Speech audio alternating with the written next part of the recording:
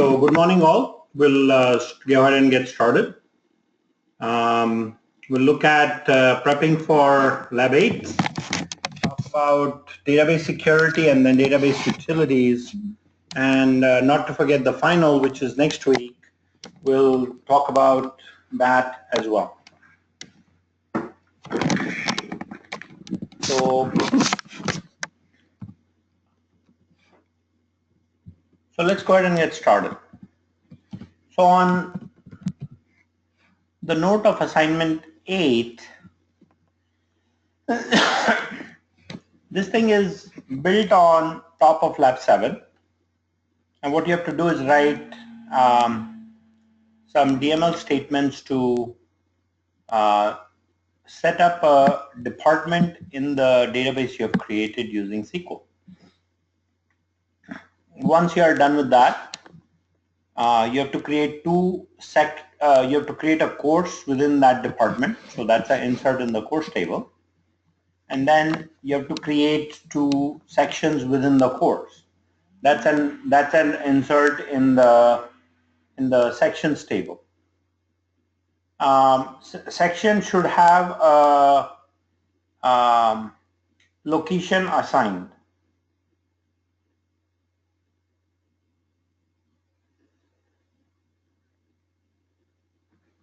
So section must have a location assigned. And then we show a report showing the joins between department, course, and respective sections. Once you're done with that report, you're done with part 1. So a fairly simple assignment, but I want some nice reporting. So I would like you to use the notes on the formatting that I've provided, that I've linked here.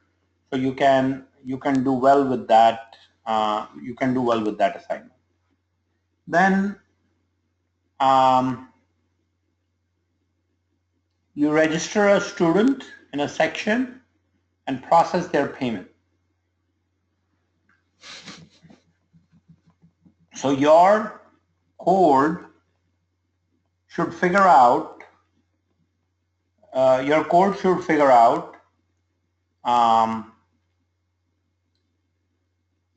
The total tuition due, and you can do it by each section. So, and then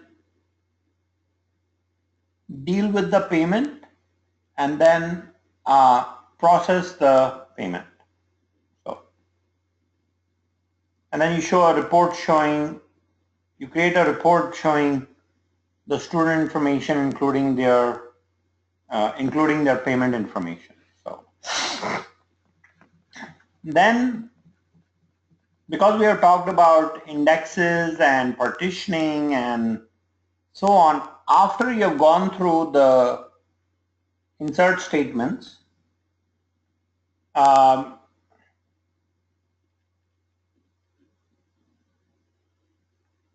would like you guys to make 4 recommendations on how database schema can be improved. So you make a list of things that you can change in the database schema to improve the performance. And you don't have to implement those changes, but just making those recommendations as part of your submission would basically suffice. That's Lab 8. Any questions on Lab 8, folks?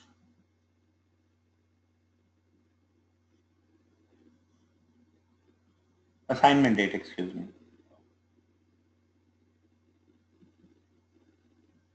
Okay. Then we're gonna look at some of these advanced topics.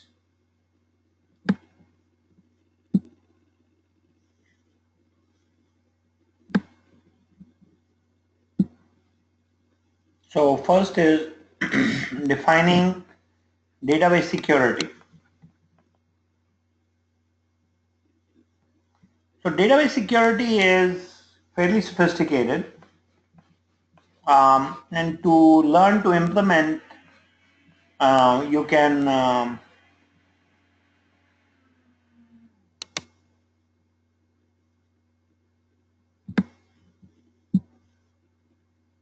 to learn how to implement database security, you need to know a few strategic concepts. One is, what is a privilege? And then once the concept of privileges is understood in the Oracle database, then you can work with creating users, roles, and then we can also look at the actual DDL statements used for assigning uh,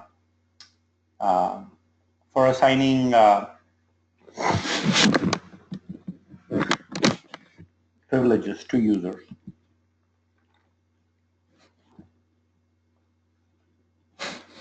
So the super user in the database generally is the database administrator that has access to everything, and then provides controlled access to specific users. So that is generally done with a username and a password. So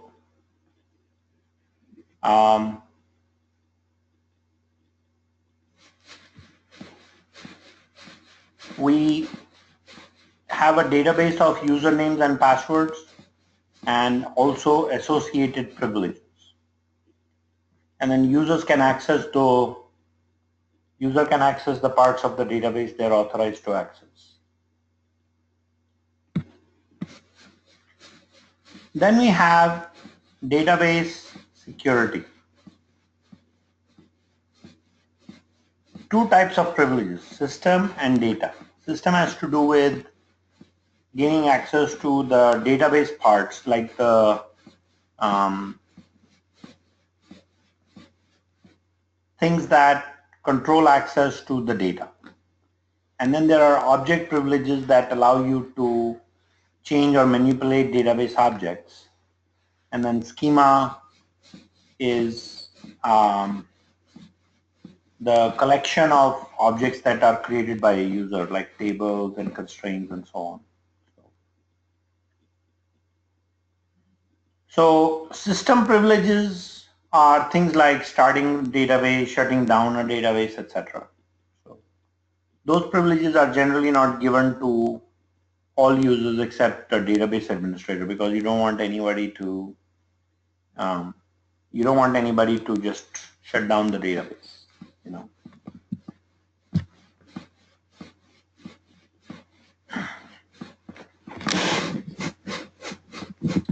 There are about 80 plus privileges that are available at the system level.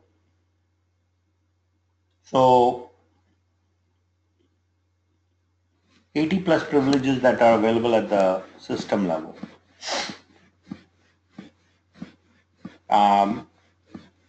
So things like creating users, backing up tables, starting a database are examples of system privileges.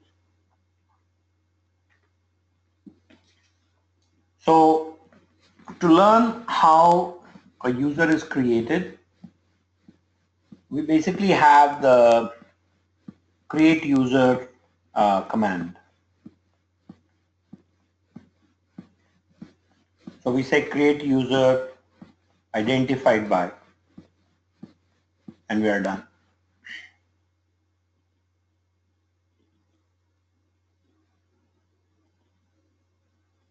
When a user is created, no privileges are assigned to this user by default. So then grant system privileges or grant statement has to be used to give access. So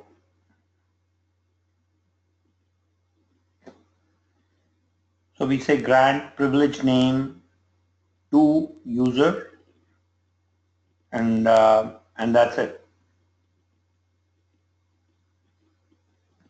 So we can say grant, create session, create table. Those are the privileges I provide to your login account, so you guys can basically develop software or develop your database, something like this. This is giving access of system privileges to a specific user.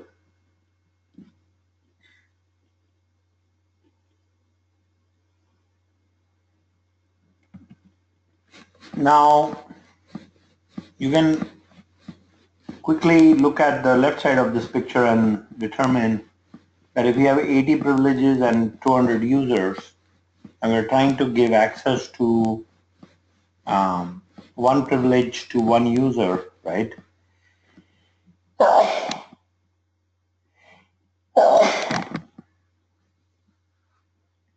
That can become a very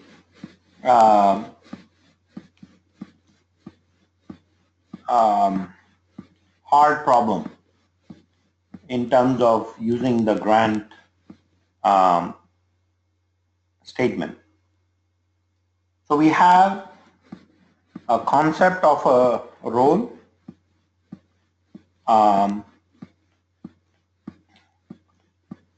We have a concept of a role, and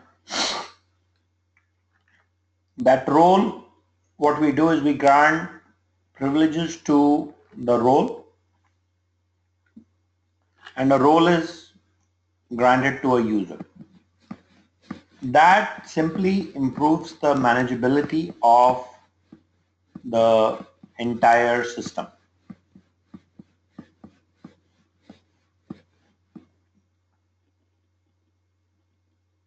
It improves system manageability.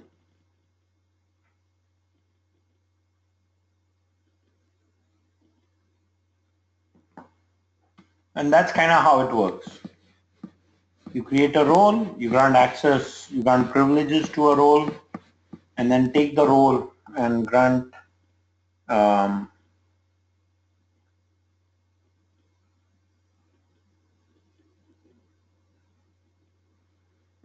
grant privileges to the, or grant role to the users.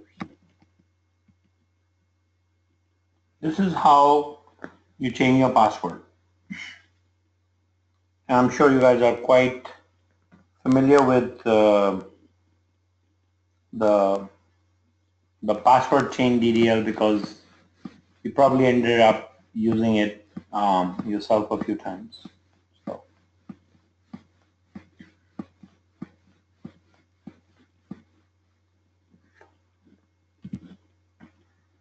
these are in addition to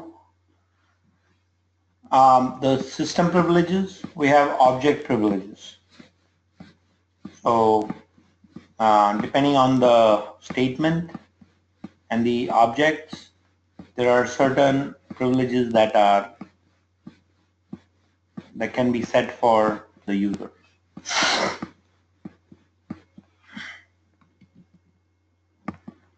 This is how object privileges can be given using the grant statement. So we say the grant statement is a little bit different. We say grant privilege name on the object to either a user, role, or public. And we can give grant option with grant option. When we use with grant option, that simply means that one user with that capability can give access to other users.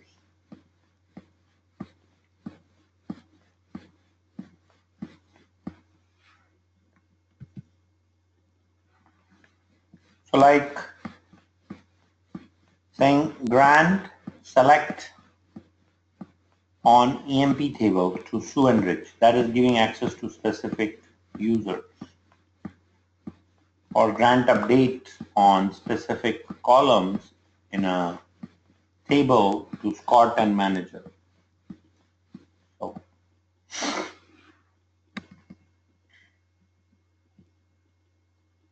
when Scott is given select and insert privilege on department with grant option, then Scott can log in and give Alice the same access.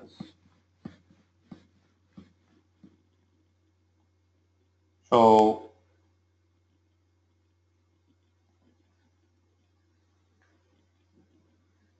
Alice gave access to Scott for Scott to use with grant option, and Scott logs in and gives the department table created by Alice public access. This is the kind of thing we'd want to avoid, because if a user is given the grant option, that should be used responsibly.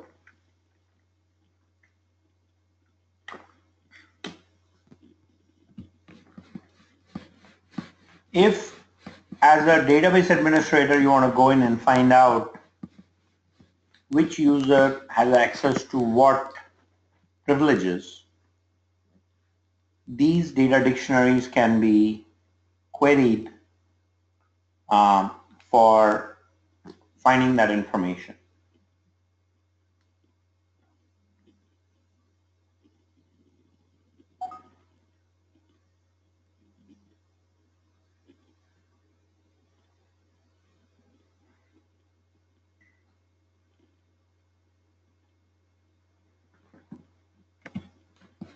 Then we have the revoke statement.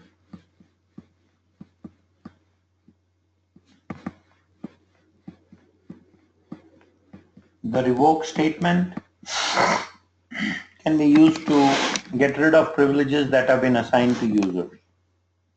And it also works with grant option.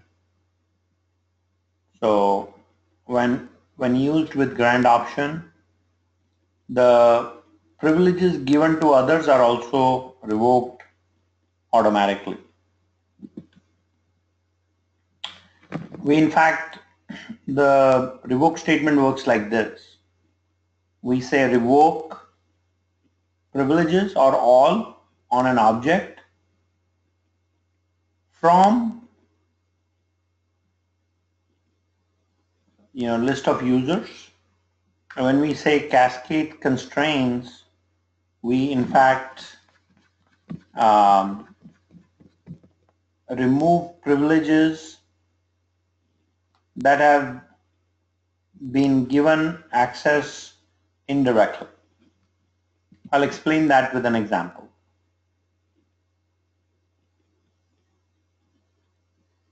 So Alice can now revoke the select and insert privileges to Scott, because if Scott misused that privilege by giving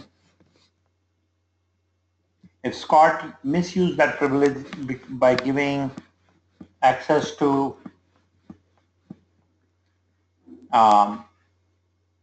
other users or public, then Alice can log in and say revoke select and insert on department for Scott.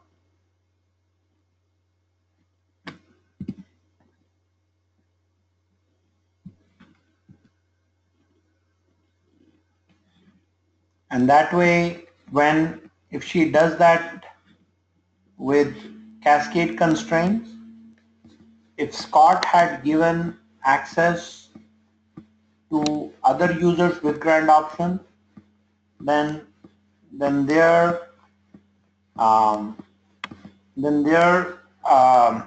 privileges are also revoked.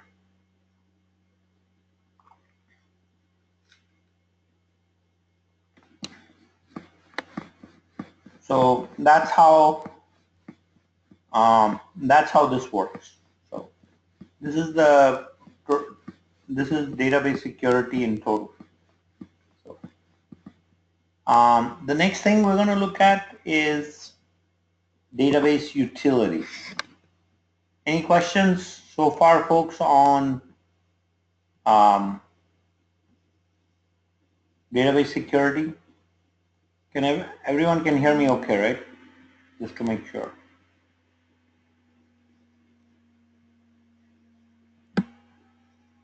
Okay. So our next topic is working with database security. Database utilities. So when we are dealing with database utilities, we are talking about inserting. We are talking about inserting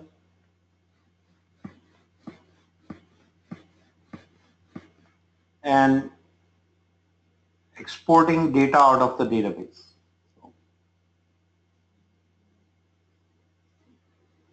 So we have three utilities: SQL Loader, Direct Load Insert, and Export Import. SQL Loader is generally for transferring data between from text files into the database, and we have Direct Load Insert for transferring data between database tables internally. And finally, we have export import, which is used for backing up a database.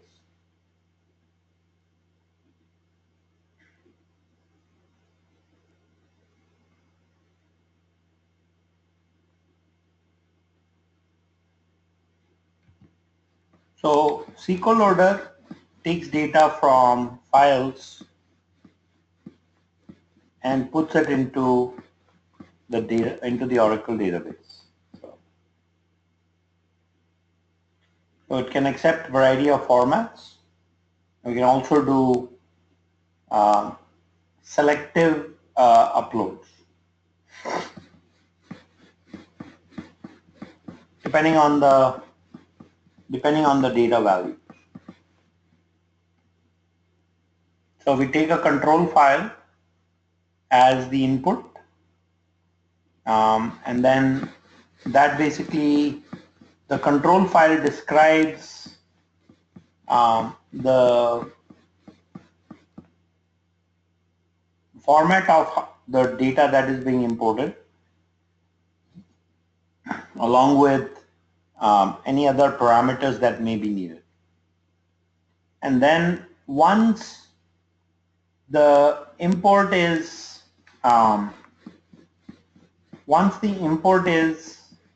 processed, it produces a log file showing what happened in the data import.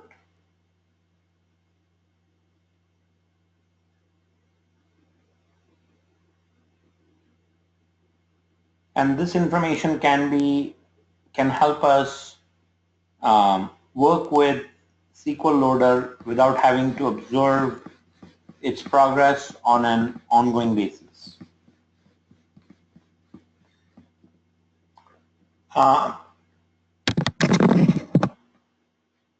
Because we can just go and look at the log file. It is likely that when you run the SQL Loader, that some of the records may be rejected because of incorrect data. So that produces a bad file, and we can take those rejected records and at least know what was rejected and then try to reprocess those. There is also a discard file that does not meet the load criteria. So we can work with that file as well to try and reload the data by fixing the issues, after fixing the issues.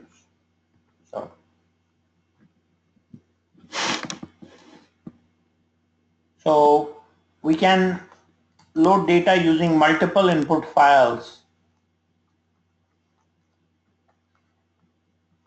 using different file types, whether it's TXT or CSV or whatever formats. SQL Loader can handle that. If we need to apply different types of functions to massage the data before inserting it, that can be easily done as well. And it supports all the data types in import that we need to work with. Then there's a control file that understands the DDL. So, if you need to create a table, etc., those things can be specified using the data definition language.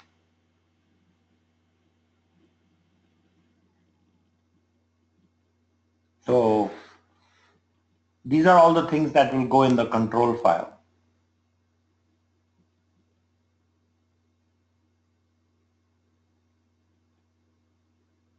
The name and location of input file, output data file, tables to load the data in,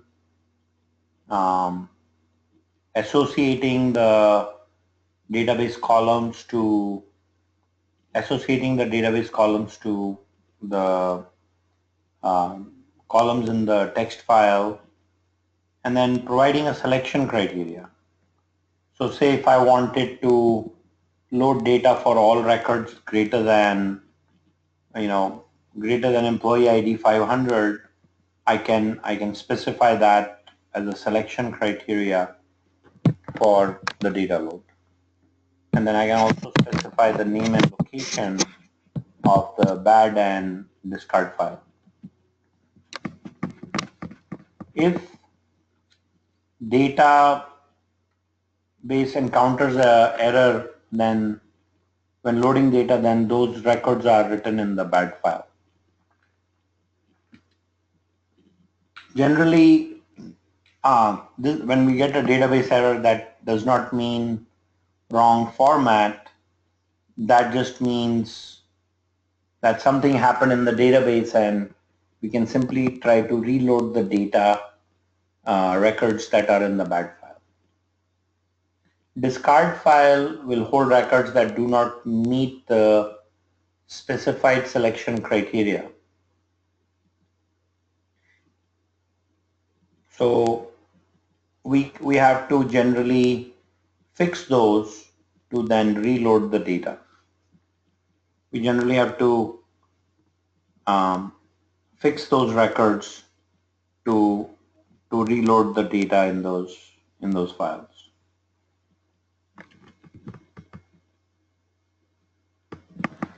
The creation of discard file is optional, but creation of bad file happens because of it happens automatically if a database error occurs. So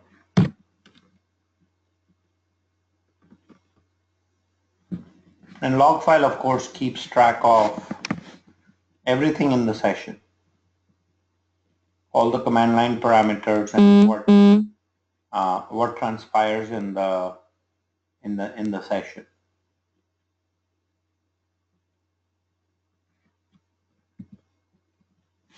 There are several error messages as they occur in the database.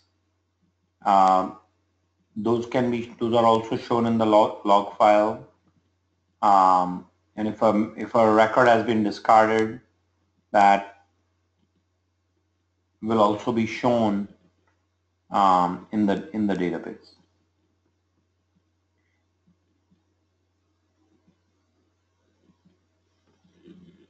And finally, you get a summary table showing how the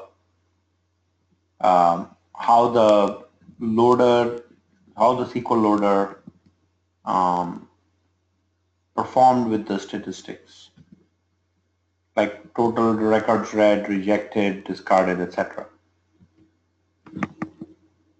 This is how SQL Loader is invoked.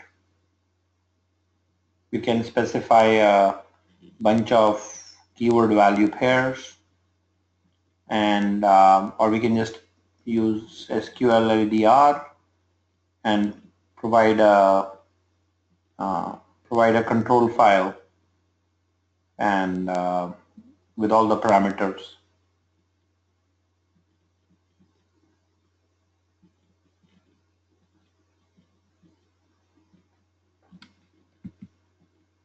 Something like this.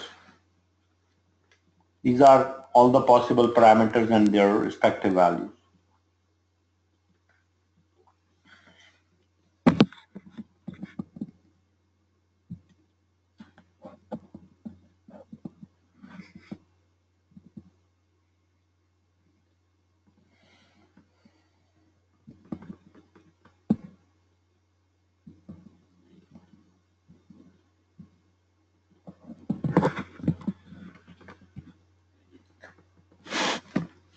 So these command line parameters can be specified in 3 different places. You can do it in command line or parameter file or in the control file.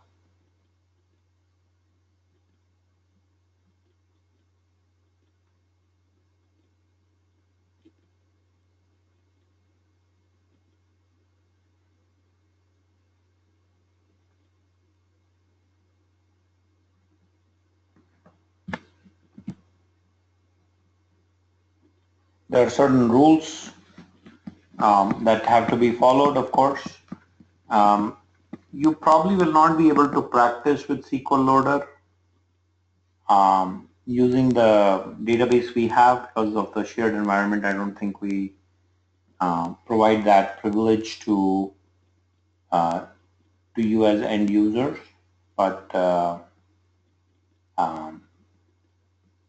if you have your own private installation, you can certainly try this out.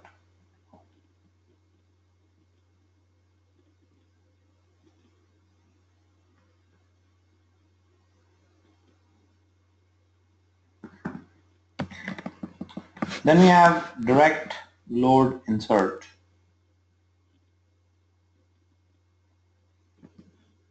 When would you use SQL Loader? Well, if you are building, if you are taking data from a bunch of text files and putting it into the database table, SQL Loader is the utility to take care of that. So, let's say first time when you have set up the database for Lab 6, you want to import all the sections for the Anza College. You want to import all the departments. You want to import all the courses. You can use SQL Loader and a bunch of Excel files can be given to you, and you can use SQL Loader to bring in all the data.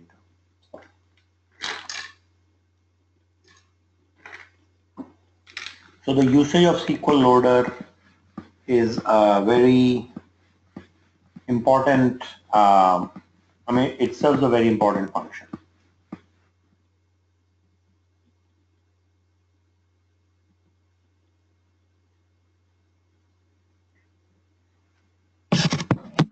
Direct load insert is for copying data between tables. So we don't use, when we work with direct load insert, we are doing a block copy. So we're not saying that bring the data into memory and then copy it. Direct load insert is doing a block copy inside a database, which makes the data copying much faster. So we are writing data directly to the Oracle data files.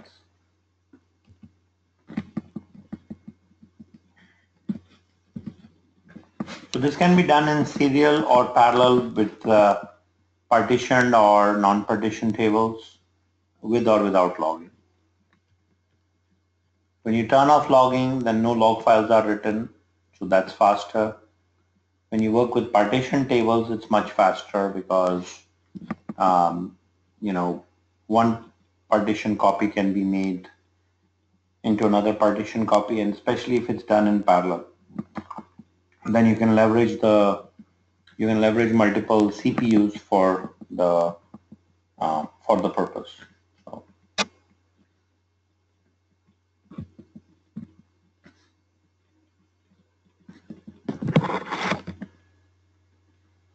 um,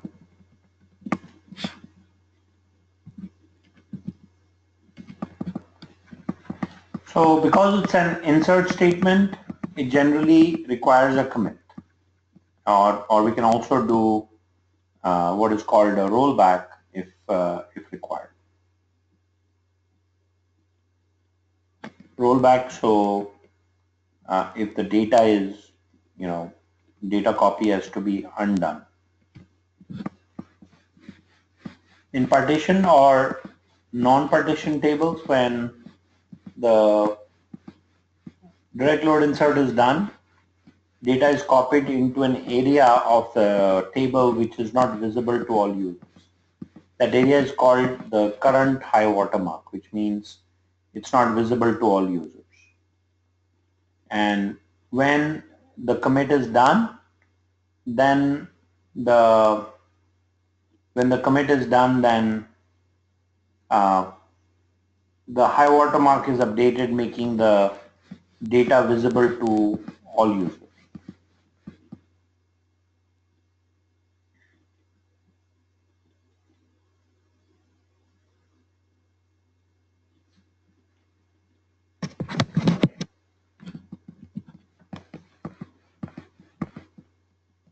When we do parallel direct load insert, then we are working with multiple CPUs. And so if the table is partitioned, then one partition can be assigned to a CPU.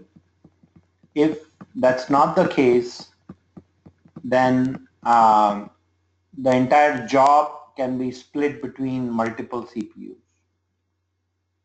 And of course, the high watermark element still works whether you're working with partition tables or non-partition tables.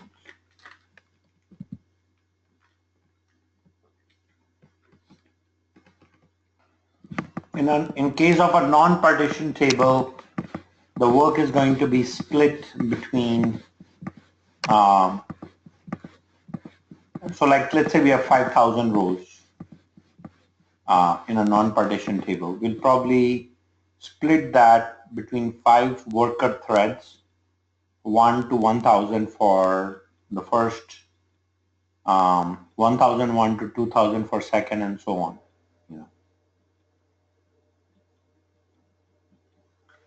And then we'll coordinate the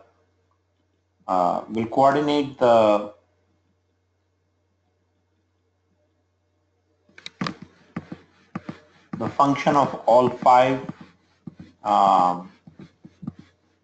imports into a temporary segment, and when the entire data is done, then basically we commit the final result. So this is the syntax for direct load insert. Insert into new amp, select from table. So,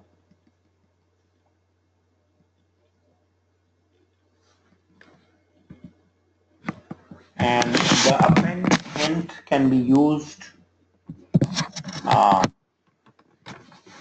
to basically say that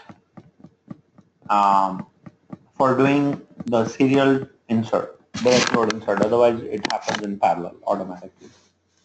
When we say append, that means finish 1 to 1,000, then go to 1,001 to 2,000, and so on. If we want to do it in parallel, then we have 5 threads that can operate in parallel.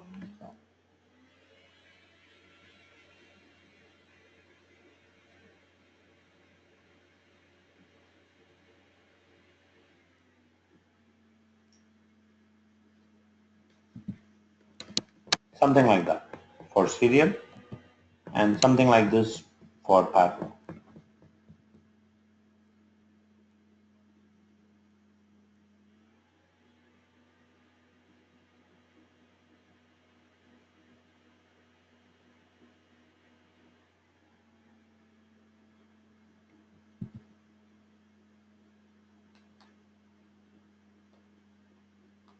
Parallel leverages the CPUs in the system, and append will do things sequentially.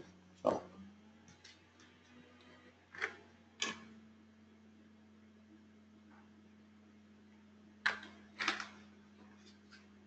the logging mode can be turned on or off depending on how much, depending on the requirements. If you want to keep the um, log of the transaction, then no logging mode is not recommended. Logging generally will slow things down a tad bit. So one has to be careful in the usage.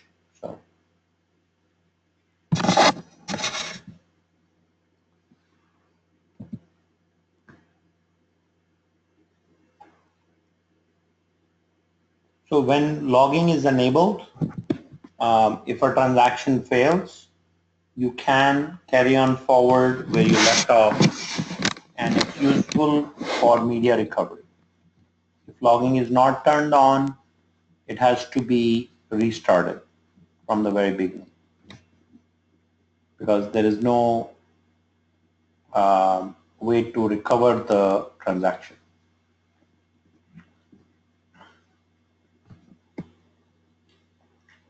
This is how logging can be turned on or off. So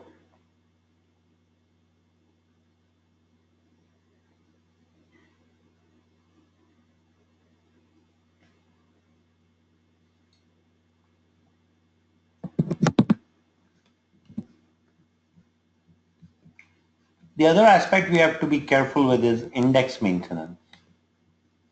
So if you turn off index maintenance, meaning let's say a table has 5 indexes and you're doing an insert, each time a new record is added, those 5 indexes have to be updated. Now it turns out if you don't want to do that because you're trying to make the load go faster, if you are loading a large chunk of data, that might be a good idea. Because then you can go in and get rid of the, you can do the insert and then go back and rebuild the indexes from scratch.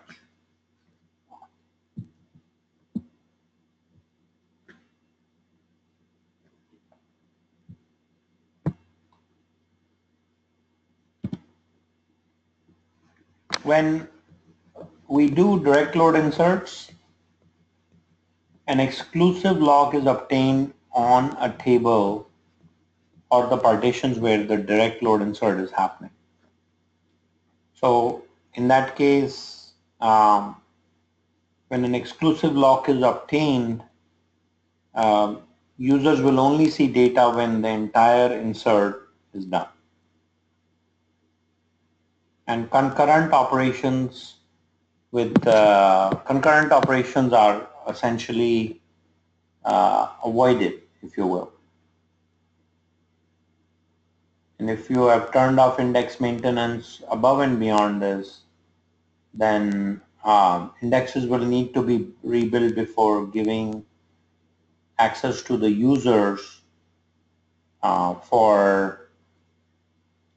before you give access to the users.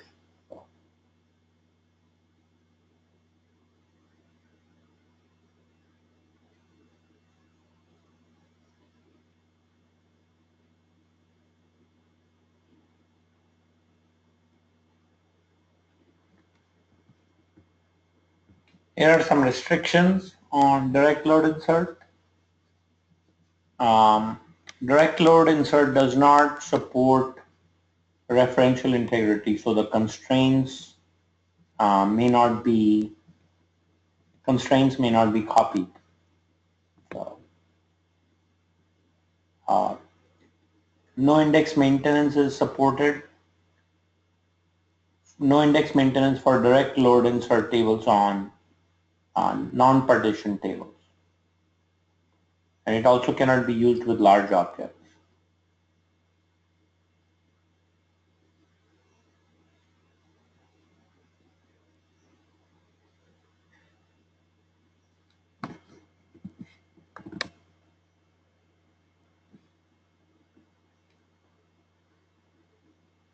If you remove logging, that improves performance slightly. The next utility is export import. This is similar to SQL Loader, but it takes data in and out of the database in its own in the Oracle supported format. So when we export the database, we are writing it to the operating system files. We run an export on an Oracle database and it takes everything: database objects, indexes, comments, etc. All goes into the export file. This serves as a database backup.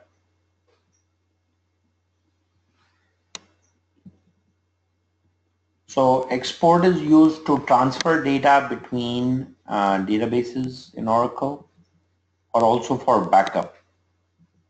For a database export, there is essentially an import utility. Import utilizes the export files generated. So we can export data for one table, for one user, or the entire database. Those are the different modes in which the database can be exported.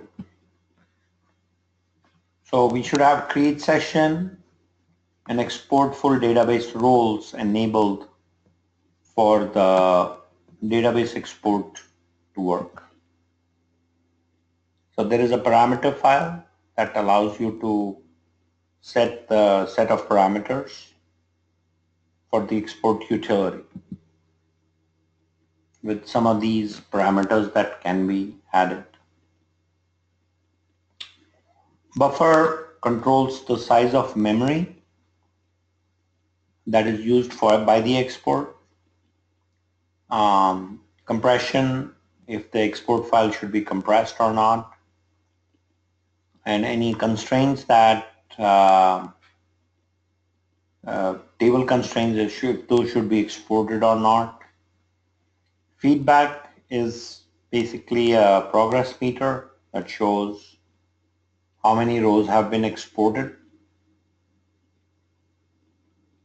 and the file name where the export is being done, and the export mode.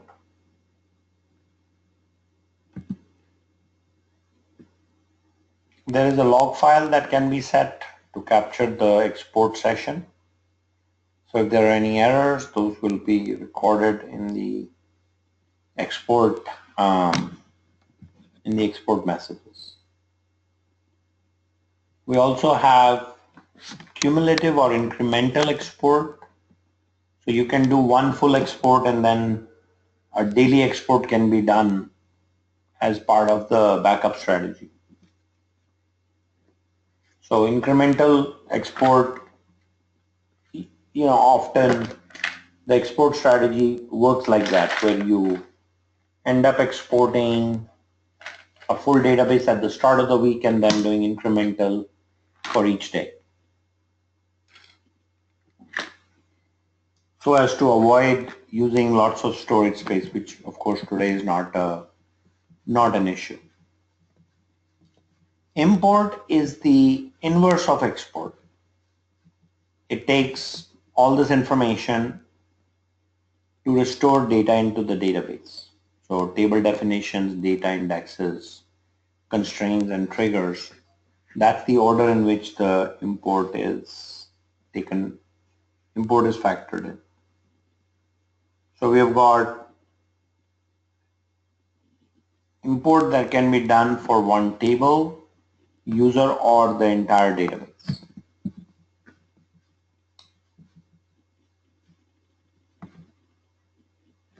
Those are the import modes that you can see. So from a export, you can go back and restore one table or data for one user or the full database.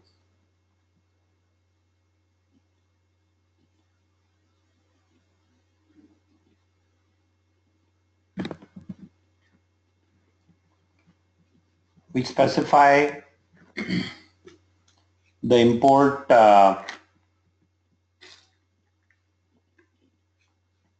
parameter file, username and password. This is how import can be started. Of course, again, we need the export full database, import full database privilege and create session privilege to run the import. All the parameters like for export can be specified with import as well. And it takes data generally from the export file, and import utility understands how the export works. It understands the file format of the export files created by the export utility. So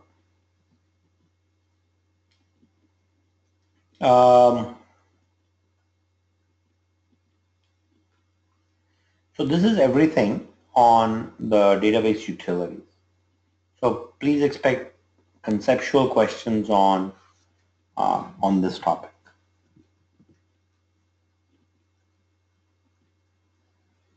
Regarding your final, I'm planning to give the final on 2 times. One is the morning session from 9 to 10:30, and the other is the evening session 8 to 9:30. So you can log in at one of those times and take the final. Exam will have, I think, a total of 8 questions. And I recommend not using SQL Plus again, to just use